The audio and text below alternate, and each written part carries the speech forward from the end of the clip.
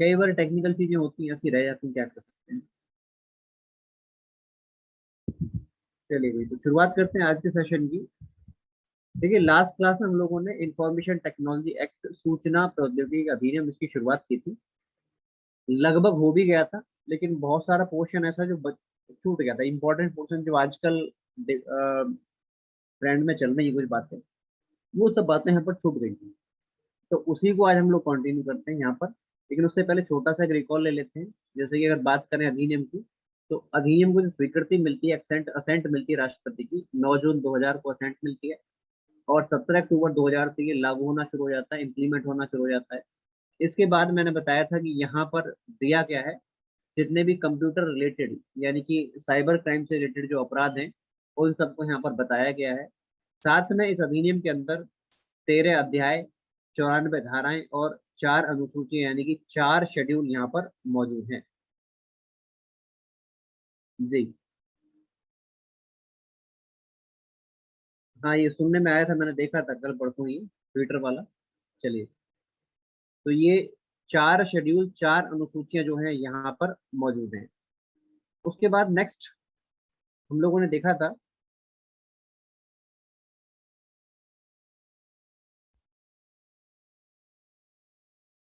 Article 66A, sorry धारा 66A, section 66A पहले हुआ करता था।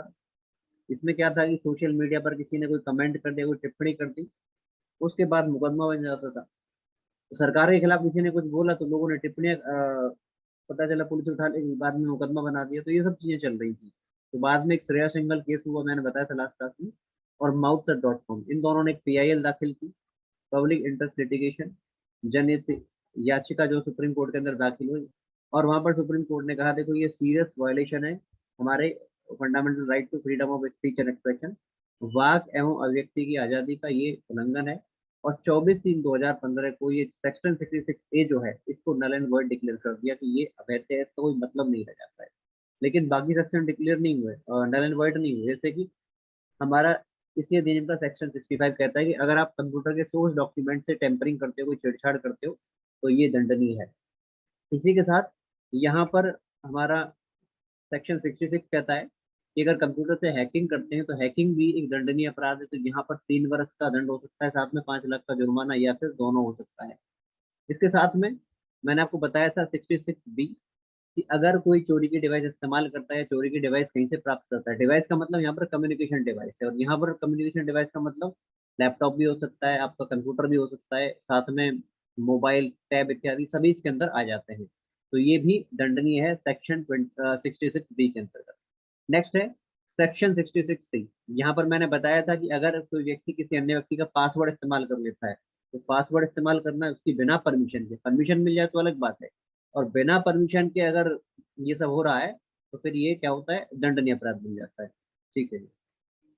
जी।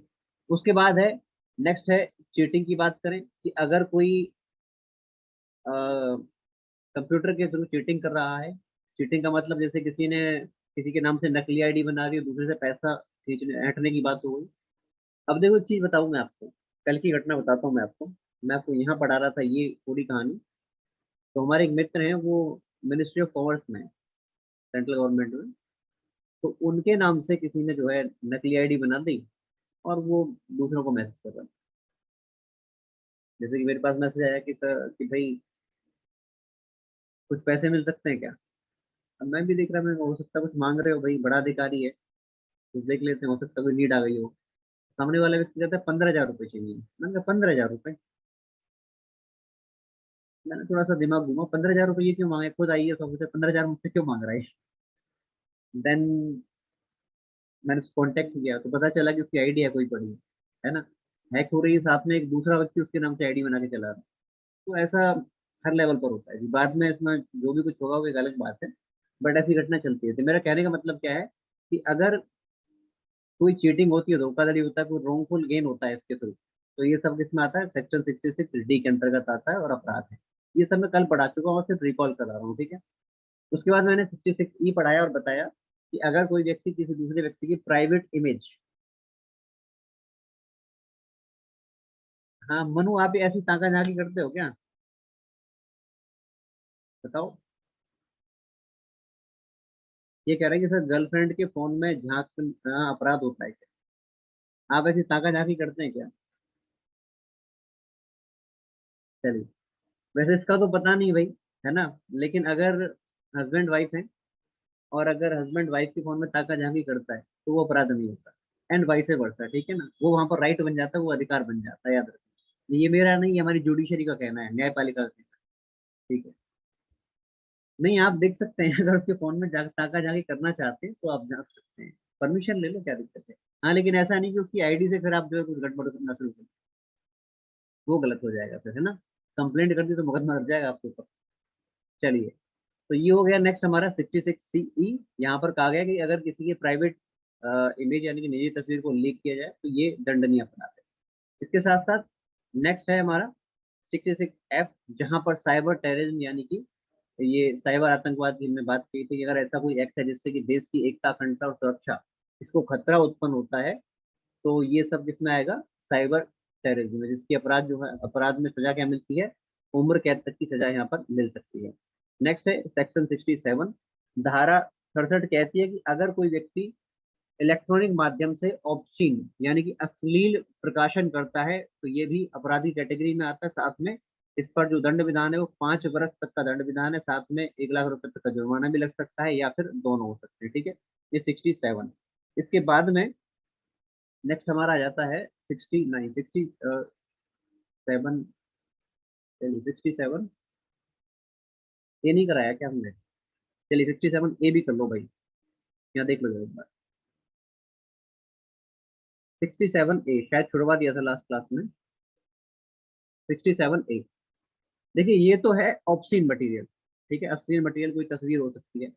लेकिन एक थोड़ा सा यहाँ पर आगे भी चल जाते हैं, जैसे कि कुछ लोग क्या होते हैं, कोई सेक्सुअल एक्ट है, कोई सेक्सुअल एक्ट है, लैंगिक कार्य है, और इस लैंगिक कार्य को पब्लिश कर देते हैं, जैसे कि पोर्नोग्राफी की बात करें तो इस कैटेगरी में आ जाता है। इसका पब्लिकेशन किया जाए किस फॉर्म में? इलेक्ट्रॉनिक फॉर्म में, याद रखना कि इलेक्ट्रॉनिक फॉर्म की बात हो रही है। तो ये क्या है? ये भी दंडनीय अपराध है। दंड क्या है यहाँ पर? यहाँ पर 5 वर्ष तक का दंड है, या फिर, या फिर 10 लाख रुपए तक का जुर्माना है, या फिर दोनों। ये दोनों भी हो सकते हैं, ठीक है भाई। ये है पहली बार में कोई पकड़ा गया तो।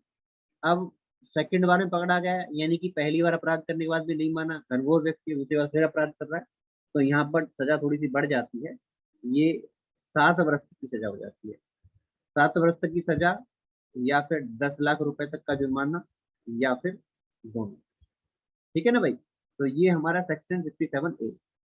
ध्यान रखना, यहाँ पर ऑब्ससीन मटेरियल की बात हो रही है, यहाँ पर क्या हो रही है? लैंगिक कार्य को एक्सप्लिसिटली सीधा सीधा दिखाना, ठीक है ना, जो पोर्नोग्राफी इत्यादि। अगर इसको इलेक्ट्रॉनिक फॉर्म में दिखाया जाए तो ये किस में आता है? दंडनीय अपराध की कैटेगरी में आता है, अंडर सेक्शन 67A। दंड विधान क्या है? 5 वर्ष तक का दंड है, या फिर 10 लाख रुपए तक का जुर्माना, या फिर दोनों। इसके साथ साथ बताया गया, मैंने आपको बताया है कि अगर दूसरी बार भी दोषी होती है तो यहाँ पर सजा बढ़ जाती है, ठीक है जी। चलिए, पनिशमेंट का टेन्योर कैसे याद रहेगा? ये थोड़ा सा चैलेंजिंग कार्य है, इसके लिए आपको पीरियोडिकल रिवीजन करना पड़ेगा। ये थोड़ा सा दिक्कत हो जाती है कि सर किस सेक्शन में क्या दिया हुआ है, इसीलिए मैं कोशिश करता हूँ कम से कम सेक्शन में बताऊँ। ज्यादातर सेक्शन ऐसे होते हैं मैं अवॉइड कर देता हूँ, क्योंकि इतने सारे सेक्शन आप लोग याद नहीं कर पाओगे, ठीक है ना जी।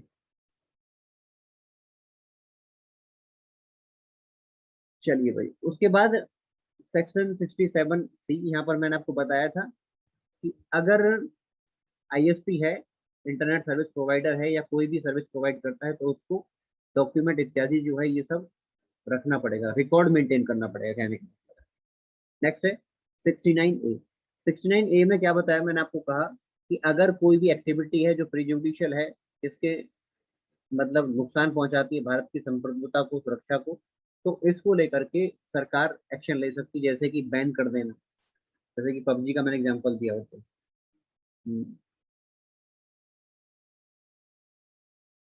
चलिए भाई, किसी के पास 10 लाख रुपए नहीं है तो फिर उसको कुर्क किया जाएगा, ये करनी 10 लाख रुपए ना हो पनिशमेंट के।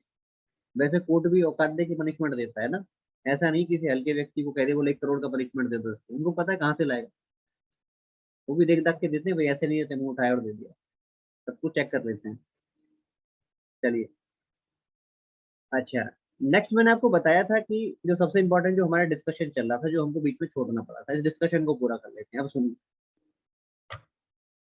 देखिए समय समय पर चीजों के अंदर बदलाव आता है। अब ऐसा ही बदलाव कुछ नए समय में आया। सन 2000 के बाद की बात करें तो उससे पहले पहले तो टेलीफोन ही नहीं होते थे, आपको पता है। नहीं होने का मतलब बहुत कम लोगों के पास, है ना। और उससे पहले चले जाओ तो घर के अंदर वो टेलीफोन होता है, वो डायल करने वाला, और उसको भी अगर लगवाना है तो पता नहीं। हमने लगवाया था करीबन 1992 के आसपास लगवाया था हम लोगों ने। तो वहां पर 6 महीने तो हमको ये लग गए थे कि हमारे टेलीफोन की एप्लीकेशन लगी है, उसके बाद वो अलॉट होने में लग गया था 6-7 महीने। इस समय तब था। धीरे धीरे समय आया, बदला, हर किसी के पास मोबाइल आ गया। अब उसके बाद कुछ ऐप्स आने लगे। पहले तो मोबाइल वो नोकिया वाला चलता था, है ना। सदाबहार अगर वो तीसरे मंजिल से भी गिर जाए तो कुछ नहीं होने वाला, उसकी हेल्थ बरकरार रहती थी। बस ये खुल जाता था, असेंबल करो दोबारा यूज कर लो, ऐसा होता था। फिर एक नया जमाना है, इसको आप कहते हैं स्मार्टफोन का जमाना। अभी स्मार्टफोन का जब नया जमाना है तो ये क्रांति के तौर पर है, क्योंकि यहाँ पर हम सभी को पता है कि बहुत सारी एप्स आने लगी। पहले तो काम कितना था, पुराने फोन से सिर्फ इतना काम होता था कि आपने कोई फोन कर लिया, फोन आपके पास आ गया, कोई मैसेज आपने कर लिया, कोई मैसेज आपके पास आ गया, या फिर गेम खेल लिया आपने। और गेम भी आपको पता है कौन सा, ब्लैक एंड व्हाइट वाला चलता था, वीडियो गेम वाला। तो इसे चलता था। आज के टाइम पर नई ऐप आ गई, और वहां से एक नए प्लेटफॉर्म जिनको हम कहते हैं सोशल मीडिया प्लेटफॉर्म्स का जन्म हुआ। अब देखो, जब आप बात करते हैं सोशल मीडिया प्लेटफॉर्म्स की, भारत एक लोकतंत्र है। और लोकतंत्र में आप सभी को पता है, समाज की अगर बात करें, हाँ, निधि अग्रवाल कह रहे थे स्नेक वाला गेम, ठीक है, बिल्कुल सही पहचान लिया आपने, स्नेक वाला गेम। तो सांप बढ़ता था आगे की तरफ और फिर वो लंबा होता चला जाता था। हाँ जी। आज के टाइम पर हम बात करें, लोग जागरूक हो रहे हैं। किसी व्यक्ति का एक कमेंट, अगर कोई कमेंट करता है तो बहुत वाइडली इन एप्स के द्वारा, जो हमारे सोशल मीडिया प्लेटफॉर्म है, इनके द्वारा समाज के अंदर जाता है। और समाज के अंदर बहुत बड़े बड़े कई बार परिवर्तन देखने को मिलते हैं। परिवर्तन पॉजिटिव भी होते हैं, नेगेटिव भी होते हैं। पॉजिटिव कैसे, जागरूकता फैलती है चीजों के बारे में। नेगेटिव कैसे, जागरूकता तो आ रही है लेकिन वो गलत तरीके से आ रही है। कहने का मतलब है गलत मैसेज फॉरवर्ड कर दिया तो कहीं दंगा हो गया, है ना। किसी का कोई प्राइवेट मैसेज कहीं पब्लिश कर दिया। तो पुराने टाइम पे एक चला था, आपने देखा होगा, वो नोटों पे लिखवा दिया था सोनम गुप्ता बेवफा है। ये आपने देखा होगा, है ना। और सिर्फ मतलब पूरे भारत में एक अलग कहानी चल रही। तो इस प्रकार की चीजें आगे सर्कुलेट होती रहती है। ठीक है, ये तो मैंने मजाक में एक बात कह दी। चलिए, तो जब समय बदला और समय के साथ साथ चीजें बदली, तो इनका जो इम्पैक्ट था, वो इम्पैक्ट भी नेगेटिव देखने को मिला, बड़े लेवल पर नेगेटिव देखने को मिला। तो यहाँ पर हमारी judiciary, supreme court of India, साथ में हाई कोर्ट, और भारत की बात करें तो पूरे भारत में एक ये हवा थी कि भाई इनके अंदर कुछ बदलाव भी आना चाहिए, है ना जी। चलिए, तो यहीं पर इसी चीज को देखते हुए सन 2011 में हमारी जो सरकार थी, भारत सरकार, वो आईटी रूल्स लेकर के आई थी, इंफॉर्मेशन टेक्नोलॉजी रूल्स लेकर के आई। अब हुआ क्या, समय बदला फिर से, तो फिर से इसमें बदलाव की आवश्यकता पड़ी, और 2021 में नए आईटी रूल लेकर के आए। अब नए आईटी रूल लेकर के क्यों आए, गवर्नमेंट ने यहाँ पर कुछ डेटा दिया, कुछ आंकड़ा सरकार ने साझा किया। सरकार कहती है कि जो हमारा भारत है वो डिजिटल भारत है, डिजिटल इंडिया की तरफ हम जा रहे हैं।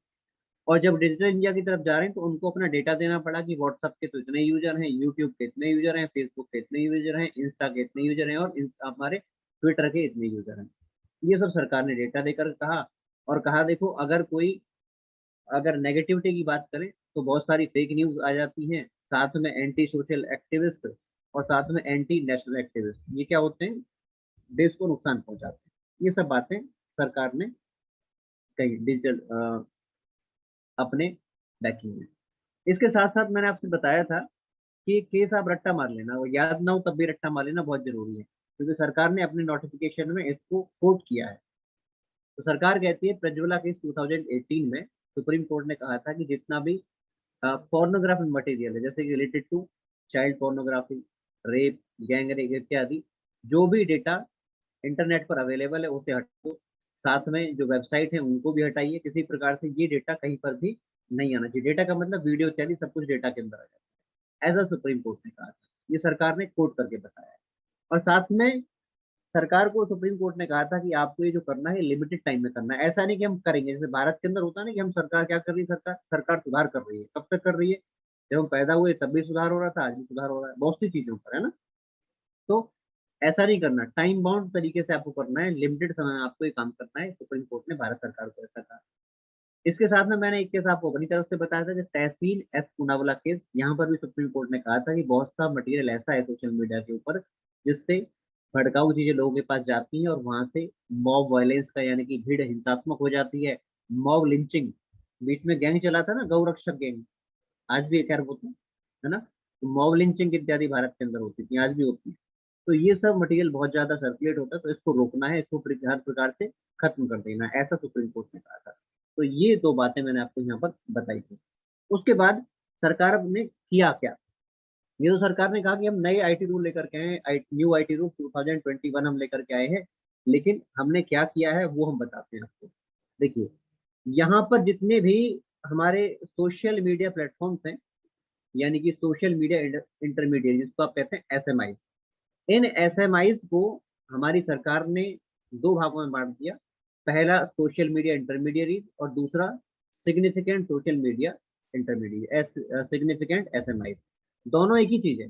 सिग्निफिकेंट में क्या है, सिग्निफिकेंट में जिन एप्स के यूजर 50 लाख से ज्यादा हैं तो उसको क्या कहा गया, उसको कहा गया सिग्निफिकेंट एसएमआई, यानी कि आप बड़े प्लेटफॉर्म है तो आपको कुछ ज्यादा बातें माननी पड़ेंगी, इनके लिए कुछ कॉमन रूल्स होंगे दोनों के लिए, लेकिन आप बड़े हैं तो बड़ों को कुछ ज्यादा बातें माननी पड़ेंगी, ज्यादा जिम्मेदारी उठानी पड़ेगी। इस प्रकार से सरकार जो है नए आईटी रूल लेकर के आई।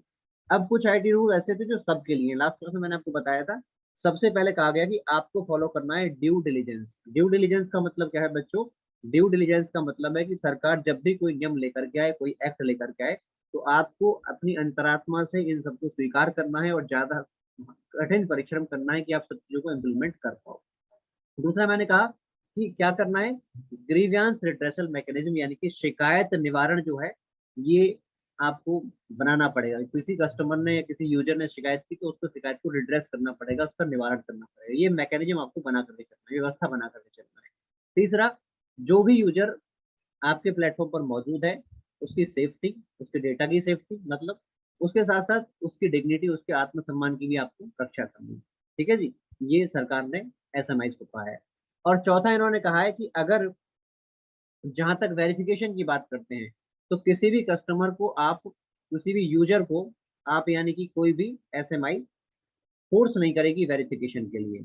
अगर वो सेल्फ वॉलेंटरीली वेरिफिकेशन चाहता है तो वॉलेंटरीली वेरिफिकेशन वो करवा सकता है, ठीक है ना।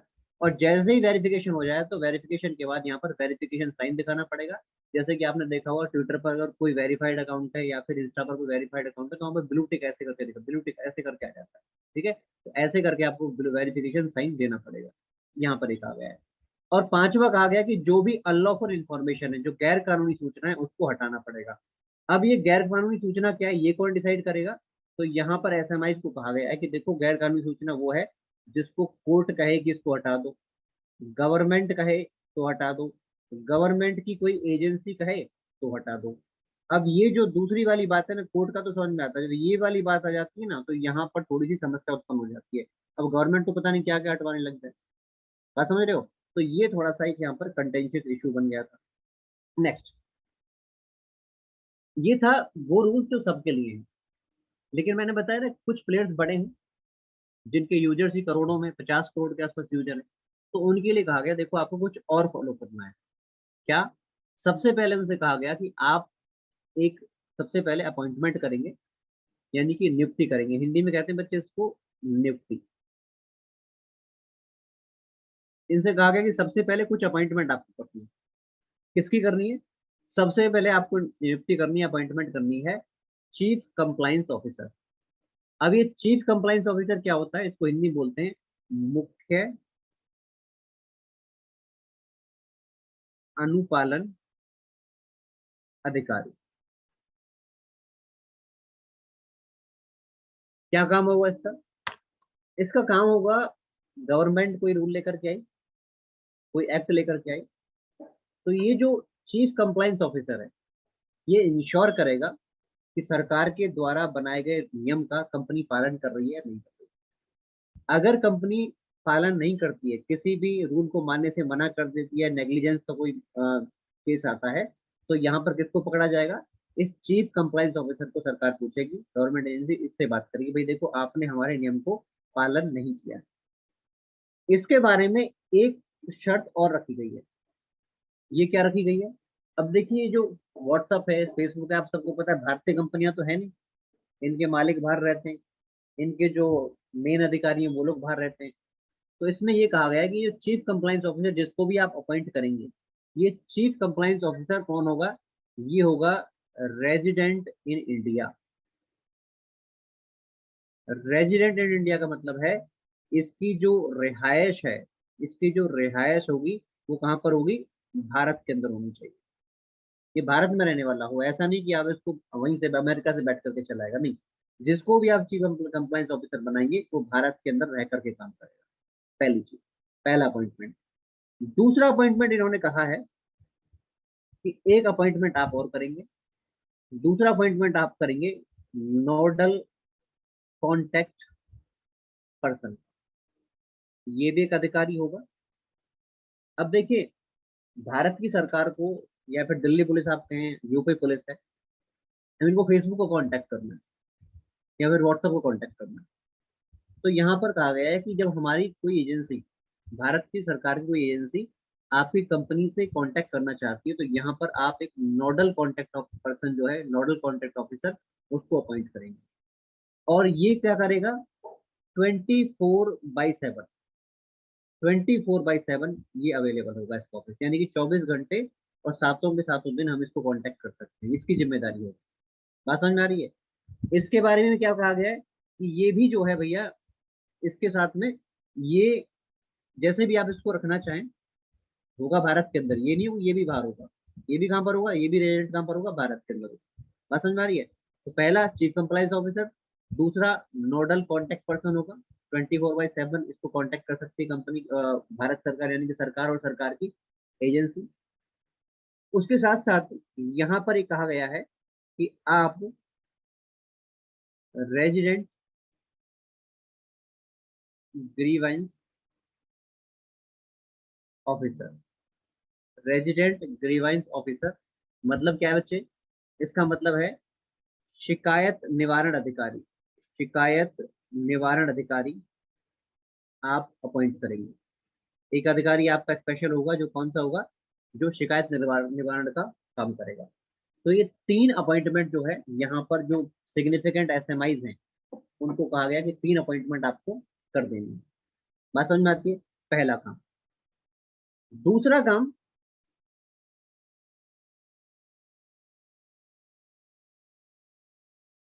अभी कुछ बच्चे कमेंट कर रहे हैं, मैं कमेंट पढ़ नहीं रहा हूँ, ठीक है भाई, थोड़ी देर बाद देखेंगे आप कमेंट।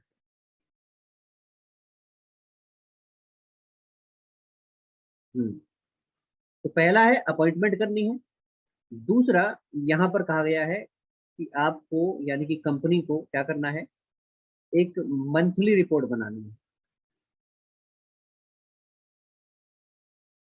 मंथली रिपोर्ट, एक मासिक रिपोर्ट, व्हाट्सएप, फेसबुक, व्हाट जितने भी सोशल मीडिया प्लेटफॉर्म है, एक ये मासिक रिपोर्ट तैयार करेंगे और मासिक रिपोर्ट तैयार करके गवर्नमेंट को भेजें कि आपने इस महीने क्या क्या किया, यानी कितनी शिकायतें आपके पास आई, कितनी शिकायतों का आपने निवारण किया, कितने दिन में निवारण किया, ये पूरी रिपोर्ट बना करके आप यहाँ पर हमको भेजें। सेकंड काम ये करना है। अब देखो इसमें कोई दिक्कत नहीं है कि हर कंपनी करने को तैयार है, कोई परेशानी नहीं है। बोन ऑफ कंटेंशन क्या है? इशू क्या है? इशू है ये तीसरे वाला पॉइंट, जो अभी तक चर्चा का विषय है। आपने जब मैसेज करते हो व्हाट्सएप पे लिखा होता है ना, एंड टू एंड एनक्रिप्टेड, ये देखा होगा ना आपने, एंड टू एंड एनक्रिप्टेड।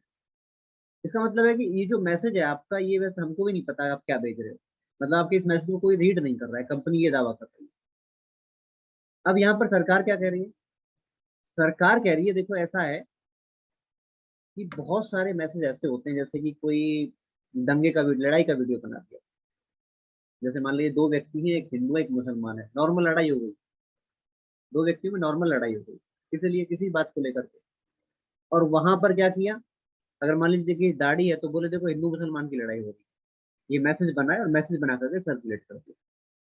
और कई बार हमने देखा है, ज्यादातर यही होता है कि फिर क्या होता है, ये हिंसक रूप ले लेता है। पर्सनल लड़ाई है, पर्सनल लड़ाई को क्या बना देते हैं, सामाजिक लड़ाई बना देते हैं, ऐसा होता है देश के अंदर। तो इस चीज से बचने के लिए सरकार ने एक नया यहाँ पर चीज रखी। सरकार कहती है देखो ऐसा है कि आप एक काम करो, जो भी मैसेज आपके यहाँ से निकलेगा, आप क्या कीजिए, आप आइडेंटिफाई कीजिए फर्स्ट ओरिजिनेटर को, फर्स्ट ओरिजिनेटर को आप आइडेंटिफाई कीजिए। यानी कि पहली बार कोई मैसेज कहाँ से निकला है, जो फर्स्ट व्यक्ति जिसने मैसेज अपलोड किया है, जिसने मैसेज बनाया है, फॉरवर्ड तो हो ही रहा है, पता नहीं कि मिलियंस टाइम बिलियंस टाइम कहाँ कहाँ चला गया, लेकिन उससे पहले ये फर्स्ट ओरिजिनेटर है, यानी कि मैसेज को बनाने वाला कौन है, सूचना को जो बनाने वाला है, जिसने ये सूचना बनाई है, वो कौन है, उसको आप आइडेंटिफाई कीजिए और आइडेंटिफाई करके रखिए। हम कभी भी आपसे मांग सकते हैं, और जब वो मांगेंगे तो आपको देना पड़ेगा। तो ये जो तीसरे वाला पॉइंट है ना, ये थोड़ा सा बोनस कंटेंशन बन गया कि भाई ये तो बड़ा मुश्किल हो जाएगा, क्योंकि हमने तो कस्टमर को क्या दिया है, हमने कहा है कस्टमर को एंड टू एंड, कि हमको भी नहीं पता कि तुम क्या भेज रहे हो। और अब क्या हो रहा है, ये तो स्नूपिंग हो रही है ना भाई, तो ये तो जासूसी टाइप का इत्यादि हो गया। तो इस चीज को लेकर के एक बवाल देखने को मिला है, और अभी भी इसमें कार्रवाई जो है चल रहा है, अभी भी चीजें लगातार चल रही हैं। ये हो गया सिग्निफिकेंट है एसएमआई के लिए। अब एक चीज और बचती है, आपने सुना देखा ही होगा यार, अमेजोन वगैरह आप जान देखते हैं, वेब सीरीज देखते हैं आप, अमेजोन नेटफ्लिक्स, है ना। अब ये जो तीसरे वाला जो अमेजोन हो गया या फिर नेटफ्लिक्स हो गया, इनको क्या बोलते हैं, इनको बोलते हैं OTT, over the top platforms, over the top platforms, OTT, जैसे कि नेटफ्लिक्स हो गया, अमेजोन हो गया, बहुत सारे हैं आप जानते हैं। इसके साथ साथ तो आजकल चलता है डिजिटल मीडिया, मीडिया पहले टीवी के थ्रू, आजकल इंटरनेट के थ्रू।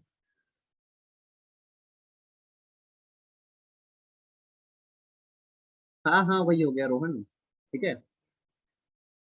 चलिए, तो यहाँ पर डिजिटल मीडिया और साथ में ओटीटी जैसे कि नेटफ्लिक्स इत्यादि हैं, ये सब जो है इनके लिए भी सरकार ने कुछ गाइडलाइन रखी। क्या गाइडलाइन रखी है? इनके लिए गाइडलाइन क्या है, सबसे पहली जो गाइडलाइन है, इनके लिए गाइडलाइन रखी गई है कि आपका जो कंटेंट है, जो भी कंटेंट आप लेकर के आ रहे हैं, सबसे पहले आप उसको सेल्फ क्लासिफाई करो। सेल्फ क्लासिफाई का मतलब है स्व वर्गीकरण। और स्व वर्गीकरण का मतलब क्या है?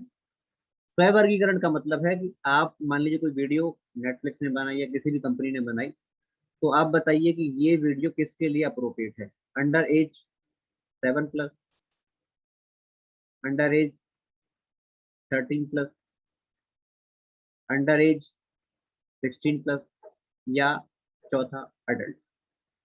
इस प्रकार से जो भी मटेरियल आपका अवेलेबल है, हर एक को आप ऐसे आइडेंटिफाई करें। पहला इनसे ये कहा गया है। दूसरा इनसे ये कहा गया है कि आप सुविधा बनाइए पेरेंटल लॉक की, पेरेंटल लॉक की। पेरेंटल लॉक का मतलब क्या है, मान लीजिए कोई बच्चा है और किसी कंटेंट पर जाता है जो अडल्ट के लिए है, बच्चे के लिए है ही नहीं, तो वहां पर पेरेंटल लॉक की आप सुविधा बनाइए। और अगर वो बच्चा कहता है कि भाई, कोई व्यक्ति कहता है कि मैं बच्चा नहीं हूँ मैं अडल्ट हूँ, तो यहाँ पर फिर आप अडल्ट वेरिफिकेशन की बात कीजिए, किसी प्रकार से अडल्ट वेरिफिकेशन करवाइए, ईमेल आईडी वॉट जो भी आपको लगता है, तो उसका मैकेनिज्म बनाइए, अडल्ट वेरिफिकेशन, पेरेंटल लॉक साथ में अडल्ट वेरिफिकेशन।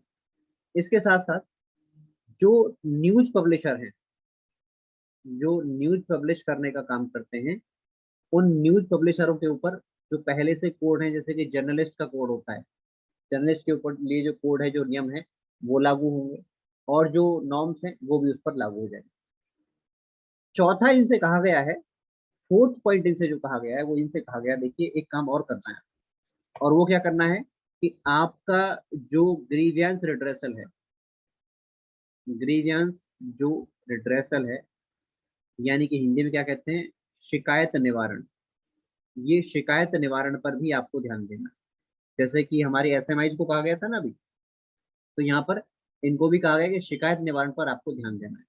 अब शिकायत निवारण के लिए इन्होंने क्या कहा है, इन्होंने यहाँ से कहा है, सरकार ने इनको कहा है कि देखो ऐसा है, आप एक काम कीजिए, आप शिकायत निवारण के लिए 3 प्लेटफॉर्म बनाएंगे, 3 लेवल पर शिकायत निवारण करेंगे।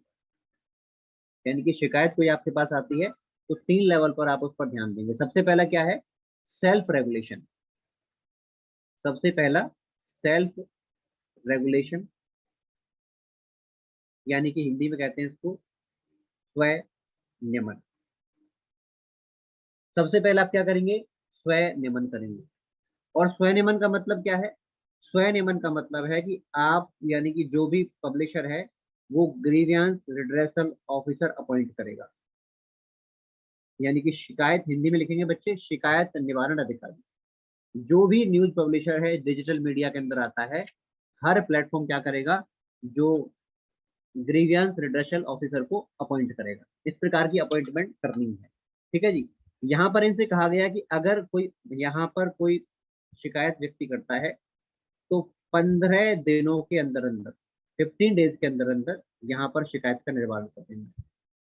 यानी कि मीडिया के अंदर कोई न्यूज पब्लिश हुई, इस पर किसी ने कोई आरोप जताया है, तो विद इन 15 डेज, 15 दिन के अंदर अंदर इसको शिकायत को निवारण कर देना है।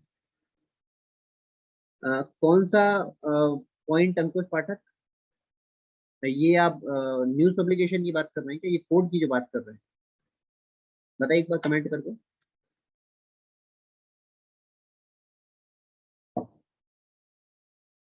अंकुश आपने क्वेश्चन पूछा है, मैं आपसे पूछ रहा हूँ मुझसे।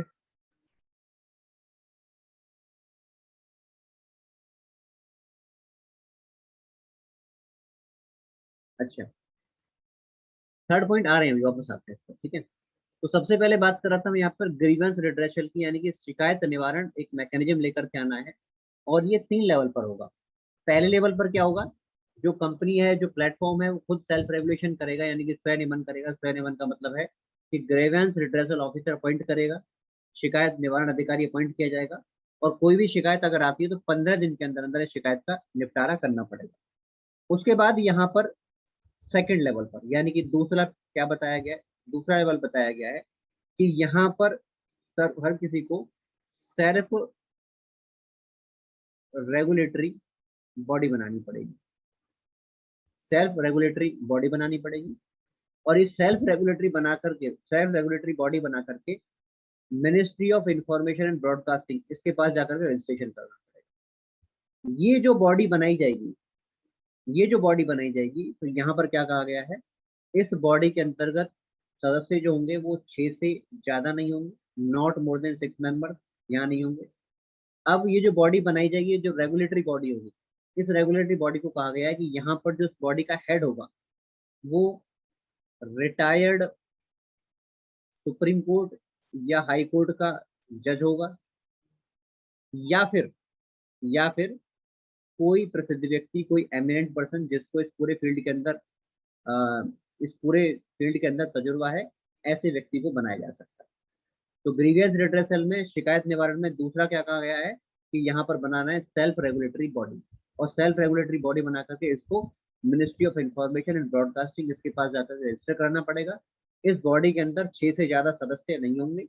और ये हेड किसके द्वारा की जाएगी, रिटायर्ड हाई कोर्ट या सुप्रीम कोर्ट के जज के द्वारा, या फिर किसी एमिनेंट पर्सन के द्वारा।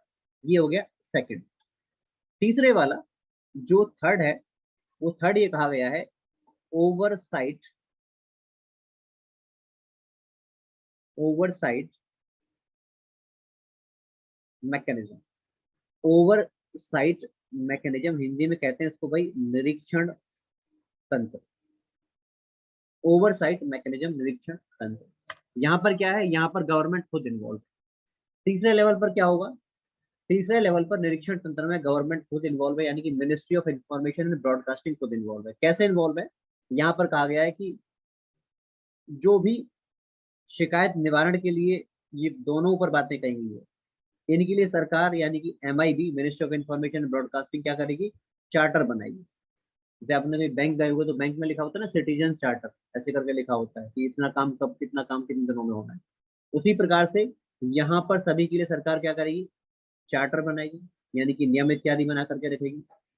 उसके साथ साथ शिकायत निवारण यहाँ 2 लेवल पर तो हो गया, लेकिन सरकार भी इसमें ध्यान रखेगी। सरकार कैसे ध्यान रखेगी, सरकार इंटरनल डिपार्टमेंटल कमेटी बनाएगी, इंटरनल डिपार्टमेंटल कमेटी बनाएगी और कमेटी बना करके शिकायतों के निवारण को दे करके चीजों का ध्यान रखेगी।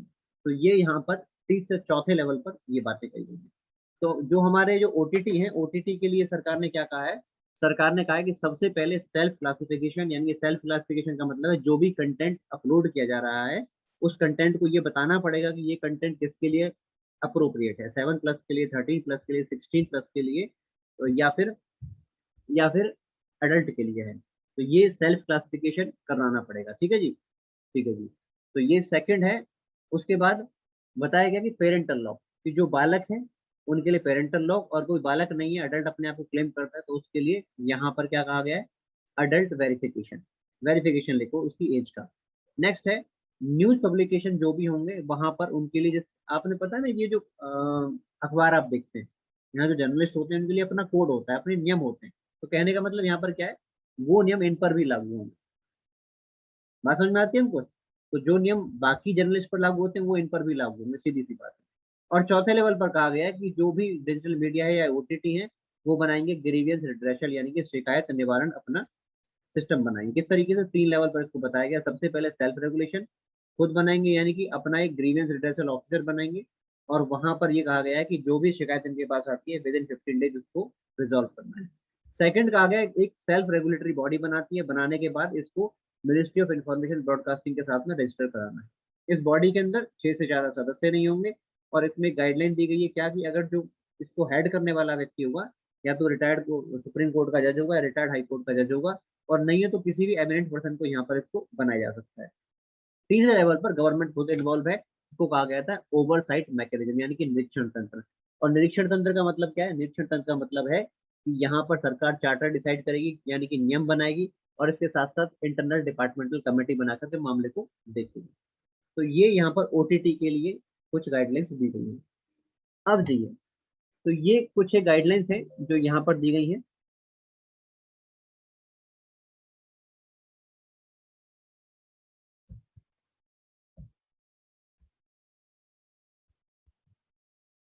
चलिए, तो ये कुछ गाइडलाइंस है जो यहाँ पर दी गई है।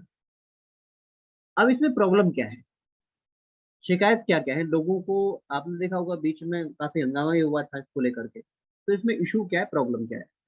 सबसे पहली जो प्रॉब्लम है,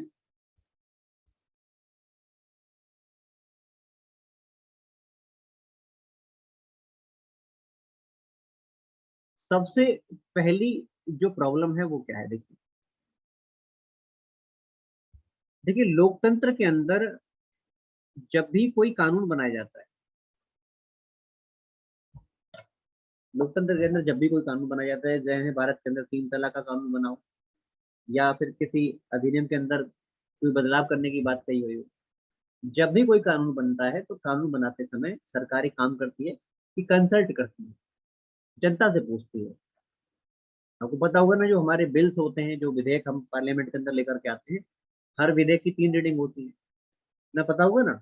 नहीं पता होगा तो आप पार्लियामेंट जब पढ़ेंगे तो वहां पर चीज को पढ़ लेंगे, 3 रीडिंग के साथ ये बिल जो है पास हो जाता है। 3 रीडिंग इसकी होती है। होता क्या है भाई, भाई रोहित आपने दाढ़ी कटवा ली है क्या आज। अरे पहचान में नहीं आ रहे आपको भाई, हम सोचे कौन नया बालक आ गया। हाँ जी, हाँ जी। आप तो बिल्कुल पहचान में नहीं आ रहे, मैं ढूंढ भी रहा था, अब मैंने नाम देखा तो मुझे ध्यान आया कि रोहित है। एकदम अलग ही हो गए भाई, पता लग गया कि लॉकडाउन खुल चुका है। चलिए, स्मार्ट लग रहे हो, अच्छे लग रहे हो, वैसे हो स्मार्ट और भी अच्छे लग रहे हो, ठीक, गुड।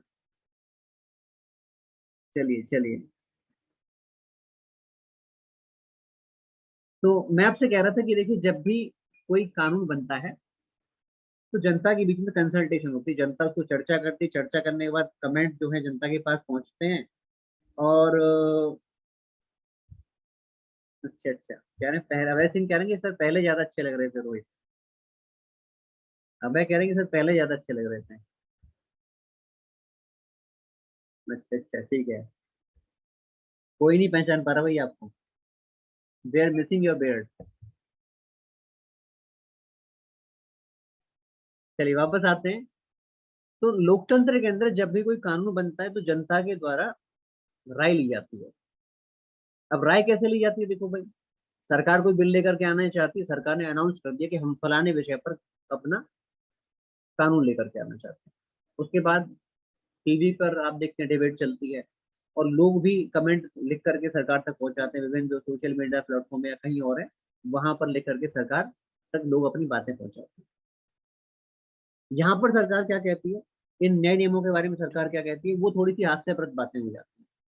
सरकार कहती है कि देखो ऐसा है कि हमने लोगों से कंसल्ट किया है, ऐसा नहीं कि हमने रातों रात बना दिया। सरकार कहती है हमने कंसल्ट किया, और कंसल्ट कैसे किया है कि ड्राफ्ट के अंदर सरकार कहती है कि इस पूरे फीडबैक में हमारे पास 171 कमेंट्स आए जो हमारे फेवर में थे, और 80 कमेंट्स ऐसे थे जो हमारे अगेंस्ट थे। अब ये थोड़ा सा हास्यास्पद हो जाता है। क्यों हास्यास्पद हो जाता है भाई, देखो हमारे यूजर कितने थे, यूजर कितने थे, यूजर तो करोड़ में आ रहे थे, चाहे व्हाट्सएप हो, चाहे इंस्टा हो, चाहे कोई और हो, यूजर्स तो करोड़ में है। लेकिन आप क्या कह रहे हैं, हमारे पास कमेंट कितना है, फीडबैक कितना है, सिर्फ 171 लोगों का। 80 लोग हमारे अगेंस्ट है, 171 हमारे फेवर में है। तो ये जो कंसल्टेशन आपने की है ना, तो लोग इस पर आरोप लगा रहे हैं ये फ्लॉड कंसल्टेशन है।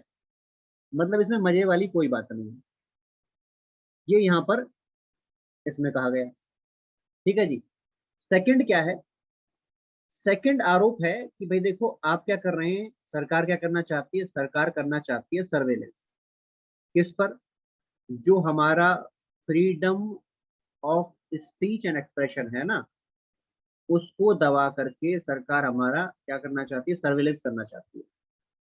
हमारे हर कंटेंट पर सरकार नजर रखना चाहती है। ये इस पर आरोप लग गया। तीसरा वाला, यहाँ पर सरकार से ऊपर क्या आरोप है, तीसरा ये कहा गया है कि भैया आप क्या कर रहे हो, आप कर रहे हो आइडेंटिफिकेशन। जैसे पहले आपने सबको आधार नंबर दे दिया, सबको आइडेंटिफाई कर लिया, सबका डेटा ले लिया। अब उसी प्रकार से आप यहाँ पर आइडेंटिफिकेशन कर रहे हो, और ये कैसी है, ये आइडेंटिफिकेशन है टेक्नोलॉजी बेस्ड। तो तकनीक के आधार पर इस बार आप लोगों की आइडेंटिफिकेशन कर रहे हैं। ये तीसरा आरोप सरकार को लगता है। और चौथा जो सबसे अच्छी चीज है जो यहाँ पर पॉइंट रेज किया गया है, और वो रेज ये है, पॉइंट ये है कि आप कह रहे हैं एंटी नेशनल कंटेंट। ये जो एंटी नेशनल कंटेंट है ना, ये क्या है पहले इसको बताओ। सरकार कहती है ना कि जो भी देश के विरोध में होगा उसको हम क्या करेंगे, यहाँ से हटा देंगे, उसको उठा करके हम पकड़ लेंगे। ये सब बातें सरकार कहती है। अब ये एंटी नेशनल क्या है, यहाँ पर बहुत से मुकदमे ऐसे देखने को मिले हैं कि जो व्यक्ति का कोई लेना देना नहीं, बस क्या किया उसने, कमेंट लिखा सरकार के खिलाफ, उसको उठा करके बंद कर दिया। अब जैसे कि एक केस आया था, वो कुछ दिन किसी बच्चे ने भी लास्ट क्लास में कोट किया था, दिशा रवि वाला केस, सोशल एक्टिविस्ट दिशा रवि, उसको अरेस्ट कर लिया गया था। और वहां पर सेडिशन का, देशद्रोही का चार्जिंग उस पर लगा दिया।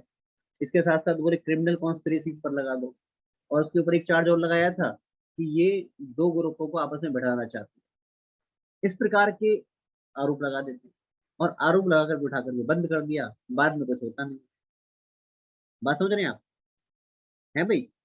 तो ये जो एंटी नेशनल कंटेंट की जब बात करते हो, एंटी नेशनल एलिमेंट की बात करते हो, तो ये बात लोगों को पछती नहीं है कि भैया ये क्या चीज है ना। इससे आप लोगों को दबा देना चाहते हो। और उसके बाद आपने लास्ट में क्या कहा, ओवरसाइट, यानी कि जो लास्ट में निरीक्षण वाली बात कही। देख रहे हो ना, हर ओवरसाइट में हर जगह गवर्नमेंट इन्वॉल्व है, गवर्नमेंट हर जगह इन्वॉल्व है। तो ये कुछ एक समस्याएं यहाँ पर इसके साथ में लोगों ने रेज की हैं, यानी कि ये समस्याएं रेज करके आगे निकलते हैं। अब इसको आगे होता क्या है उसको देखेंगे समय आने पर। लेकिन आपके एग्जाम के लिए, आपके ही नहीं, कभी आपको पीसीएस का एग्जाम देना पड़ जाए ना, यूपीएससी का भी, तो अगर इस एक्ट से कोई क्वेश्चन आया तो आप उसको छोड़ेंगे नहीं, बिल्कुल ढंग से करेंगे। यानी कि डिस्क्रिप्टिव भी आपसे पूछ लिया जाए तो आप अच्छे से लिख लेंगे, न्यू आईटी रूल्स के बारे में। बात समझ में आती है। और बाकी आपके एग्जाम में इतने टफ क्वेश्चन आते ही नहीं। ठीक है जी। तो ये कुछ एक बातें यहाँ से हम लोगों ने देख ली। चलिए जी।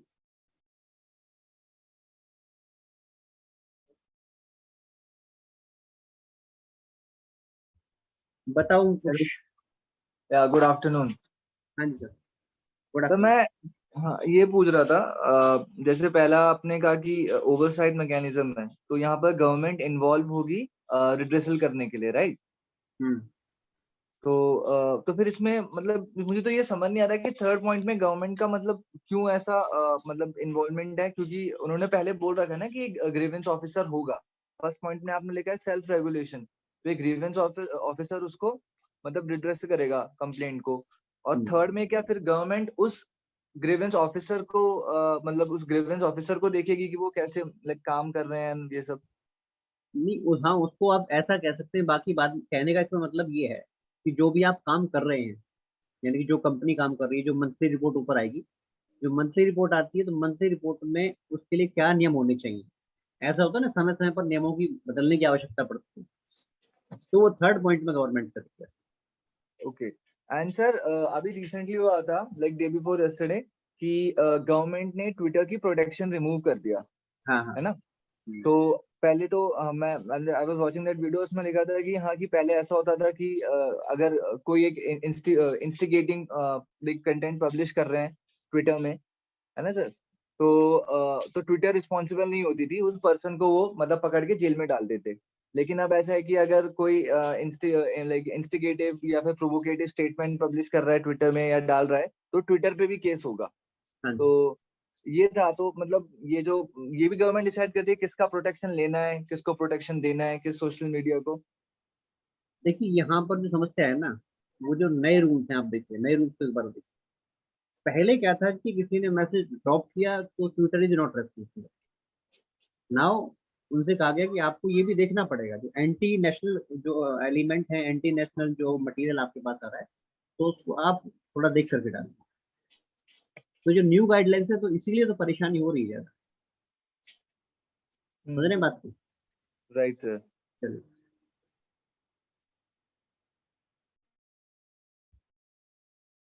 चलिए कुछ और भी हैं।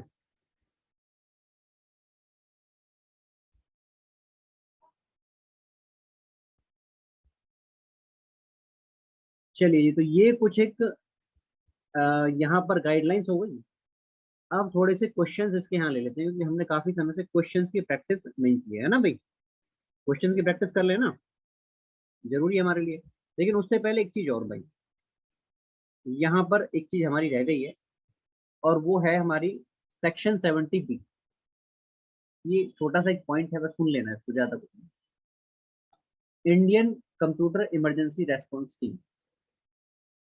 ऐसा होता है ना कई बार, देश के अंदर कोई आपदा आ गई, कोई इमरजेंसी आ गई, तो वहां पर नेशनल डिजास्टर रेस्पॉन्स टीम जाकर के रेस्पॉन्ड करती है ना। वो तो बाहर की बात है, यानी कि एनवायरनमेंट की बातें हैं, प्रकृति की बातें हैं। लेकिन ऐसा भी तो हो सकता है ना, कंप्यूटर के क्षेत्र में कुछ ऐसा हो जाए। कारण क्या है कि आज के टाइम पर जो हमारी नेशनल सिक्योरिटी, जो राष्ट्रीय सुरक्षा है, साथ में आप लोगों की, हम लोगों की सुरक्षा है, सिर्फ वही नहीं, सिर्फ बम गोलों से नहीं बचाना। आज के टाइम पर जो डिवाइस आप इस्तेमाल कर रहे हैं, उस डिवाइस पर भी नजर रखनी है कि कहीं उससे आपकी प्राइवेसी पे ब्रीच नहीं हो रही, कहीं कुछ और यहाँ पर कोई। बताइए कुछ।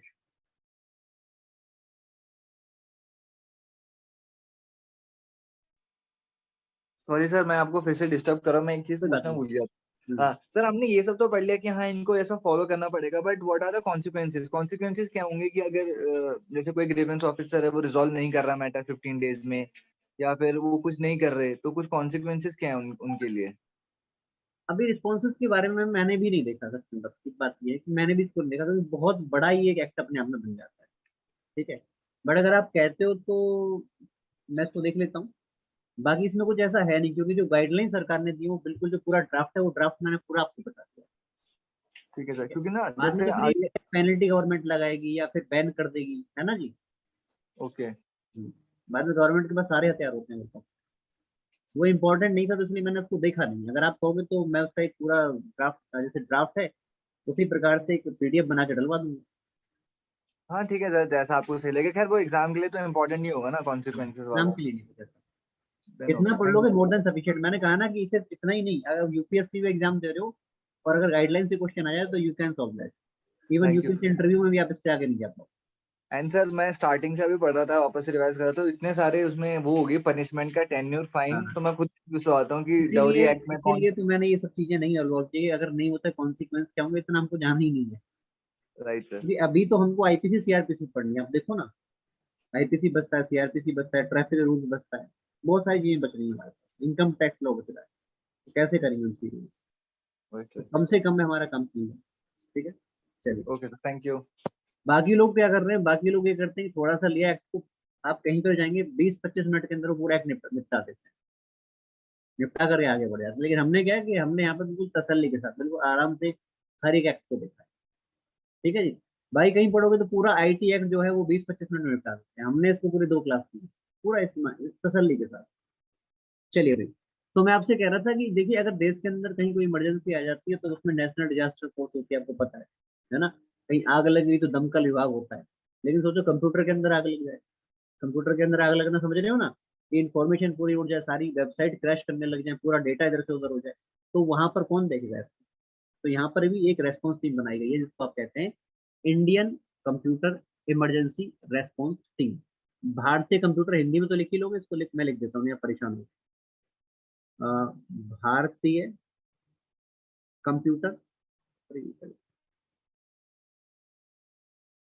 चलिए देखो छोटी छोटी चीजें होती हैं तो क्लास में डिस्टर्बेंस हो जाता है जबरदस्ती का। तो मैं आपको कह रहा था भारतीय कंप्यूटर